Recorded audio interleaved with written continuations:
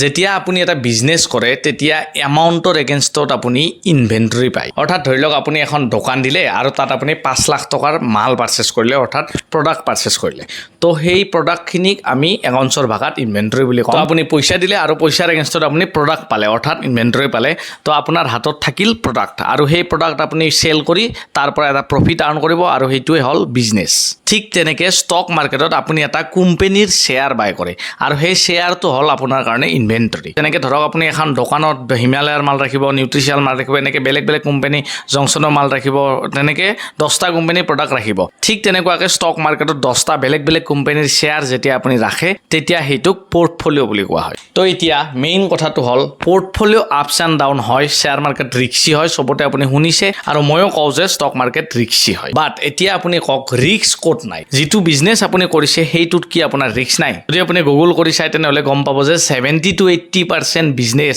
প্ৰথম বছৰতে ইণ্ডিয়াত ফেইল হয় বাকি যি 30 বা 20% থাকে সেইখিনিও 5 বছৰৰ ভিতৰত গৈ গৈ অনলি 5% বিজনেছ বাছে আৰু সেই 5%এ লং টাৰ্মক লাগি ৰান কৰে ঠিক তেনেকুৱা ষ্টক মাৰ্কেটতো সেম হয় তো আল্টিমেটলি মই এইটোৱে ক'ব বিচাৰিছোঁ যে ৰিস্কটো বিজনেছতো আছে আজি মই দুটা কাহিনী লৈ আহিছোঁ এটা হ'ল আজিৰ পৰা কেইদিনমান আগত মই শুনিছিলোঁ এটা ডক্টৰৰ কাহিনী যিটো ডক্টৰ গুৱাহাটীৰ হয় আৰু তেখেতৰ 2 কোটি টকা ষ্টক মাৰ্কেটৰ থ্ৰুদি কিবা এটা লিংকৰ ক্লিক কৰি 2 নম্বৰে হৈছে যিটো আপুনি হয়তো নিউজতো পাইছে সেই কাহিনীটো আজি আমি জানিম আৰু নেক্সট দীপাংকৰ বুলি এটা ল'ৰাই এটা এজেঞ্চি থ্ৰুদি ট্ৰেডিং কৰিম বুলি মানুহৰ তাৰ পৰা পইচা উঠে পেলাই সেই ল'ৰাটো লণ্ডনলৈ নেকি পলাই গ'ল বুলি কৈছে তো এই দুটা কাহিনী অলপমান আমি বুজি লওঁ আহক আৰু ইয়াৰ পৰা আমি কি শিকিম সেইটো একচুৱেলি আজি আমাৰ ভিডিঅ'টোৰ মেইন মটো হ'ব মই সবখিনি চাই পেলাই আহিছোঁ প্ৰথম কাহিনীটো হ'ল সেই ডক্টৰজনৰ কাহিনী এজন ডক্টৰ যাৰ হাতত ট্ৰেডিঙৰ ওপৰত সম্পূৰ্ণৰূপে নলেজ আছে নে নাই মই নাজানো কিন্তু নিউজত পোৱা মতে আমি যে ডক্টৰজনে 3-4 মাহ ধৰি ভাল প্ৰফিট আৰ্ন কৰি আছিল আৰু নিজে নিজৰ মাইণ্ডেৰে ট্ৰেডিং কৰি পেলাই ভাল প্ৰফিট আৰ্ন কৰি আছিল নে কোনোবা তেনেকুৱা এজেঞ্চিক দি পেলাই সেই এজেঞ্চিৰ পৰাই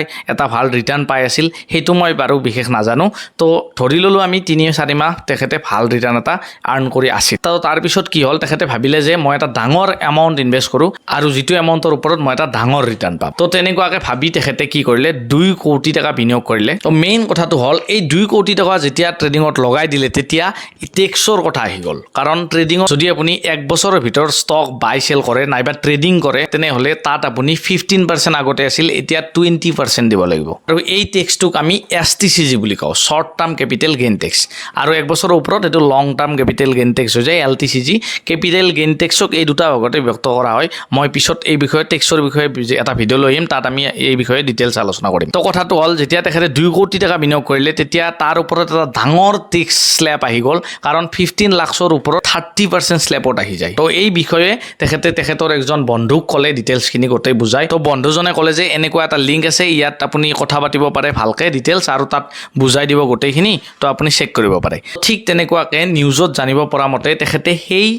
লিংকটোত ক্লিক কৰি পেলাই টেলিগ্ৰাম চেনেলৰ লগত যোগাযোগ কৰি এই যিটো প্ৰব্লেম তেখেতৰ যিটো টেক্স স্ল্যাব আছিল এইটোৰ বিষয়ে অলপমান তেখেতে বুজিব বিচাৰিছিল যিটো লিংক তাত আছিল দিয়া সেই লিংকটোৱে আছিল হেকাৰৰ তো কি হ'ল সেই লিংকটোত ক্লিক কৰাৰ লগে লগে তেখেতৰ গোটেই 2 কোটি টকাটো হেকাৰে লৈ গুচি গ'ল তো এতিয়া আপুনি কওক যে ট্ৰেডিঙৰ কাৰণে তেখেতৰ কেপিটেল গ'ল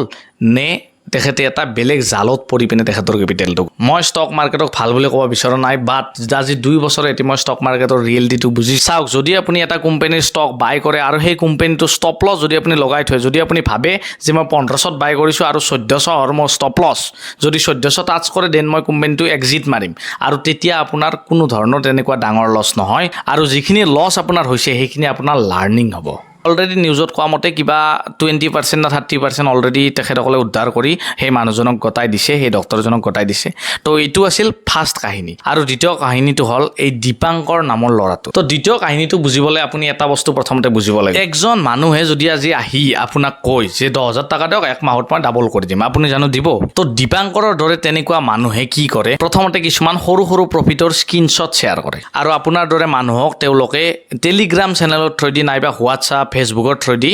এই স্ক্ৰীনশ্বটবোৰ শ্বেয়াৰ কৰি কয় যে আপোনালোকৰ হাতত যদি কিবা এমাউণ্ট আছে 10,000 20,000 সেইটো মোক দিয়ক মই আপোনালোকৰ কেপিটেলৰ এগেইনষ্টত এটা ভাল ৰিটাৰ্ণ মান্থলি আপোনাক দি দিম তো তেতিয়া কিছুমান মানুহে সেই লিংকটোত গৈ পিনে টেলিগ্ৰাম চেনেলটোত জইন হয় আৰু তাত কয় যে হয় নেকি সঁচাকৈ আমি এনেকুৱা ৰিটাৰ্ণ পাম নেকি। তো তেতিয়া সেই এজেঞ্চিবোৰে কয় যে আপুনি প্ৰথমতে আমাক বিশ্বাস কৰিব নালাগে, আমাৰ কাম চাওক, তাৰপিছত আপুনি বিশ্বাস কৰিব। আপুনি প্ৰথমতে 1000 দিয়ক বা 500 দিয়ক। তো কি হ'ব, প্ৰথমতে আপোনাৰ পৰা 500 টকা লৈ ল'ব। তো 500ৰ পৰা আপোনাক 1000 টকা বনাই দিব, ক'ব যে আপোনাৰ 50% ৰিটাৰ্ণ এক মাহত দি দিলোঁ। তো আপুনি যেতিয়া দেখিব 1000 টকা, তাৰপিছত আপুনি 5000 দিব। 5000তো আপোনাক কি কৰিব 7000 বনাই দিব। তো আপুনি দেখিব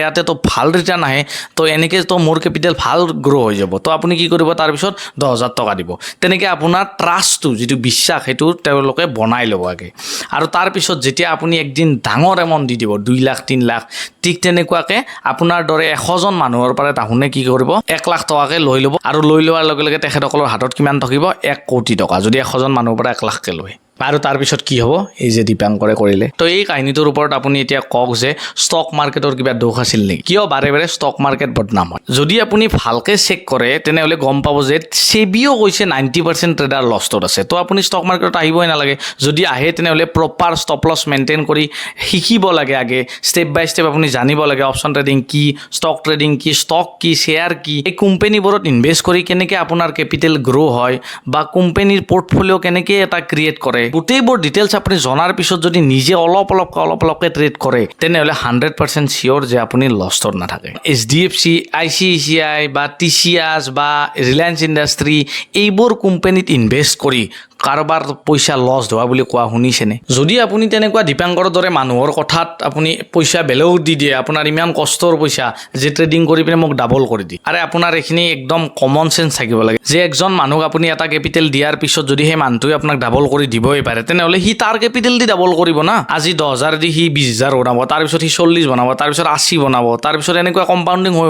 1 বছৰৰ ভিতৰত তাৰ হাতত 1 কোটি টকাৰ ওচৰত থাকিব। তো আপোনাৰ মোৰ পৰা কেপিটেল লৈ সি ট্ৰেড কৰাৰ প্ৰয়োজন কি? যিমান এজেঞ্চি আছে এই যিবোৰে ট্ৰেড কৰি দিয়ে এইবোৰ চব ফ্ৰড। মই একদম স্পষ্টকৈ ক'লোঁ, যদি আপুনি নিজে শিকি পিনে ট্ৰেডিং কৰিব নোৱাৰে নাইবা নিজে শিকি পিনে ষ্টক মাৰ্কেটত ইনভেষ্ট কৰিব নোৱাৰে তেনেহ'লে আপুনি ষ্টক মাৰ্কেটৰ পৰা দূৰত থাকক। বেকাৰ শ্বেয়াৰ মাৰ্কেটক আপুনি বদনাম কৰি কোনো লাভ নাই। কাৰণ আজি এই যিটো প্ৰফেশ্যন ন, এই প্ৰফেশ্যনটোকে এটা বেয়া চকু দি চোৱা হৈ গৈছে মানুহ, জুৱা, গেমলিং, কিবা কিবি। একচুৱেলি যদি আপুনি ভালকৈ চাই ষ্টক মাৰ্কেটৰ সুবিধা বহুত আছে। আপুনি আজি HDFCৰ দৰে ইমান ডাঙৰ কোম্পানী এটাত ইনভেষ্ট কৰিব পাৰে ষ্টক মাৰ্কেটৰ থ্ৰুদি। আজি ৰিলায়েন্স ইণ্ডাষ্ট্ৰী, TCS ইমান ডাঙৰ কোম্পানীত আপোনাৰ কেপিটেল ইনভেষ্ট কৰিব পাৰে। প্ৰত্যেক মাহে আপুনি ধৰক 10,000 টকাকৈ ইনকাম কৰিছে, মাত্ৰ 2,000 আপুনি ইণ্ডাক্সত ইনভেষ্ট কৰক না। ইণ্ডাক্স হ'ল অৰ্থনীতি, অৰ্থাৎ টপ 50 কোম্পানী, অৰ্থাৎ ইণ্ডিয়াৰ টপ 50 কোম্পানী। যদি ইণ্ডিয়াৰ টপ 50 কোম্পানীয়ে ক্ৰেছ হৈ তেনেহ'লেতো আপুনি ইয়াৰ ইণ্ডিয়াত থাকিতো লাভেই নাই, কাৰণ চব বস্তুৰ দাম বাঢ়ি যাব, ক'তো ইনভেষ্টমেণ্ট কৰি আপুনি প্ৰফিট নাপাব, তো চব ক্ৰেছ হৈ যাব। মোৰ কথাখিনি বুজক। মই আজিৰ ডেটতো 10-15জন এনেকুৱা মানুহক জানো যিয়ে বেলেগক পইচা দি ট্ৰেডিং কৰি আছে। মই বাৰে বাৰে কৈ আছোঁ যে 90% ট্ৰেডাৰ লষ্টত আছে। ষ্টক মাৰ্কেট ৰিক্সি হয়, কিন্তু ৰিক্স চবতে আছে, মই এইটোও লগতে কৈছোঁ। আজিৰ ডেটক লৈ যদি আপুনি মোক সোধে, মই সকলোতকৈ ডাঙৰ 15 লাখ লছ কৰা মানুহ লগ পাইছোঁ। তো এই যে 15 লাখ লছ কৰিলে, এই লছটো ডাঙৰ কথা নহয়, এই লছটো আপুনি কিমান দিনত কৰিছে আৰু ইয়াৰ পৰা কি শিকিছে সেইটো ডাঙৰ কথা। কাৰণ যিকোনো এটা ষ্টাৰ্টআপ আপুনি যদি কৰে তেনেহ'লে একবাৰ আপুনি 20 লাখেদি ষ্টাৰ্ট কৰিলে সেইটো আপোনাৰ লছ হৈ গ'ল, তো 50% ওলালে 50% ডেড হৈ গ'ল। তাৰপিছত আপুনি এগেইন আৰু লোন লৈ কোৱাৰ পৰা আৰু এটা নতুন ষ্টাৰ্টআপ কৰিলে, নতুন কোম্পানী কৰিলে, সেইটোও আপোনাৰ ফ্লপ হৈ গ'ল। তাৰপিছত নতুন আৰু এটা কোম্পানী কৰিলে, এনেকুৱাকৈ 3-4-5টা কোম্পানী কৰাৰ পিছত এটা কোম্পানী আপোনাৰ চলি গ'ল আৰু তাত আপোনাৰ গোটেইখিনি আহি গ'ল। এই যিটো কোম্পানী আপোনাৰ চলিলে সেই কোম্পানীটোৰ আঁৰত এই 4-5টা কোম্পানীৰ ফেইলিয়ৰটো কিন্তু নিশ্চয় আছে। তো ৰিস্ক চবতে আছে,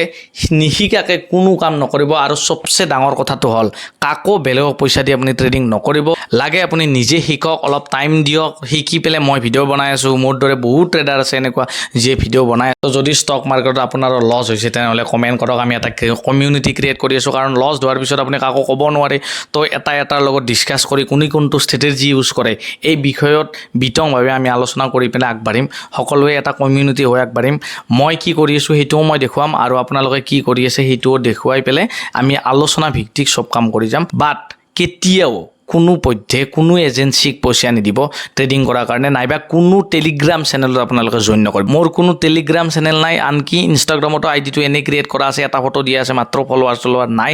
আনকি মই ফেচবুকতো ইমান এক্টিভ নহয় কেৱল এই যি ভিডিঅ' আপলোড কৰি থাকোঁ ইয়াৰ স্ক্ৰীনশ্বটটোহে মই আপলোড দিওঁ আৰু মাজে মাজে এটা দুটা ফটো কেতিয়াবা দি থাকোঁ তো ষ্টক মাৰ্কেট এটা বহুত ডাঙৰ চ'ৰ্চ হয় ভালকৈ ট্ৰেড কৰক হেপী থাকক এণ্ড এই ফ্ৰডবিলাকত কেতিয়াও যাতে নপৰে আৰু নিজে ট্ৰাই কৰক যিমান পাৰে শিকক ধন্যবাদ বাই বাই